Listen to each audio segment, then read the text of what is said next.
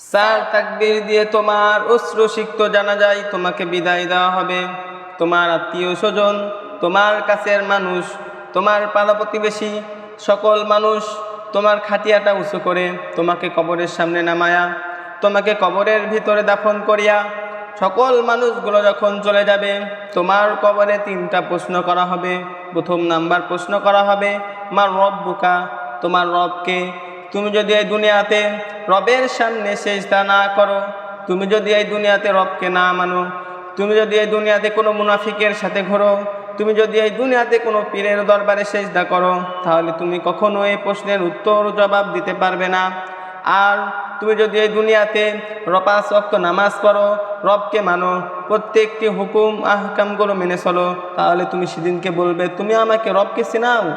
আমি তো এই দুনিয়াতে 5 ওয়াক্ত নামাজ পড়েছি, রবের সামনে সেজদা করেছি, একমাত্র আমার আল্লাহ তাআলার কাছে আমি চাইছি, অন্য কোনো মানুষের কাছে আমি চাই নাই। যদি তুমি এই রকমভাবে প্রত্যেকটি হুকুম আহকাম দুনিয়াতে মেনে চলো, তাহলে তুমি এই প্রশ্নের উত্তর জবাব দিতে পারবে। তোমাকে দ্বিতীয় নাম্বারে প্রশ্ন করা হবে, মান দীনুকা, তোমার দিন কি? তুমি যদি এই দুনিয়াতে দিন দায়েম এবং কায়েম করার জন্য আল্লাহু আকবার স্লোগান দিয়ে রাজপথে নামো, তুমি যদি এই দুনিয়াতে দিন দায়েম এবং কায়েম করার জন্য কারাবন্দী হও, তুমি যদি এই দুনিয়াতে দিন দায়েম এবং কায়েম করার জন্য যদি মানুষের হাতে অপমান খাও, মানুষের হাতে গালি খাও, তখন তোমার এই প্রশ্নের উত্তর জবাব দিতে পারবে। তুমি যদি এই দিনের বিরোধিতা করো, এই দিনের বিপক্ষে চলো, তুমি যদি এই দিনকে সবসময় অপমান অপদস্থ করতে থাকো, তাহলে তুমি এই প্রশ্নের উত্তর জবাব দিতে পারবে না। তখন তোমাকে তৃতীয় নাম্বার প্রশ্ন করা হবে, মান নবিউকা, তোমার নবীকে। তখন তুমি যদি এই দুনিয়াতে নবীকে অনুকরণ না করে চলো, তুমি যদি এই দুনিয়াতে নবীকে না মানো, নবীর সুন্নাহকে অনুকরণ না করো, তুমি এই প্রশ্নের উত্তর জবাব দিতে পারবে না। তুমি যখন এই প্রশ্নের উত্তর জবাব দিতে পারবে না, তোমাকে জাহান্নামের আগুনের ভিতরে ঠেলে দেওয়া হবে, তোমাকে জাহান্নামের ভিতরে ফেলে দেওয়া হবে। জাহান্নামের আগুনের দাউ দাউ করে আগুন জ্বলবে, ওই আগুনের তাপমাত্রা আমরা কেউ সহ্য করতে পারবো না। আমরা তো সাধারণ এই দুনিয়ার আগুনই সহ্য করতে পারি না। ওই জাহান্নামের কঠিন আগুন, সেখানে ভয়াবহ আগুন থাকবে।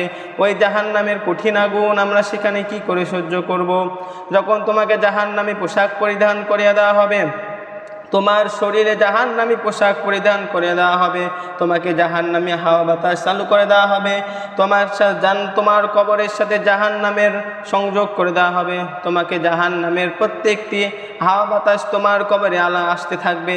তুমি ওই জাহান্নামের আজাব সহ্য করতে না পেরে তুমি এত জোরে জোরে চিৎকার করতে থাকবে, সেই কবরের আজাব তোমাকে দেওয়া হবে।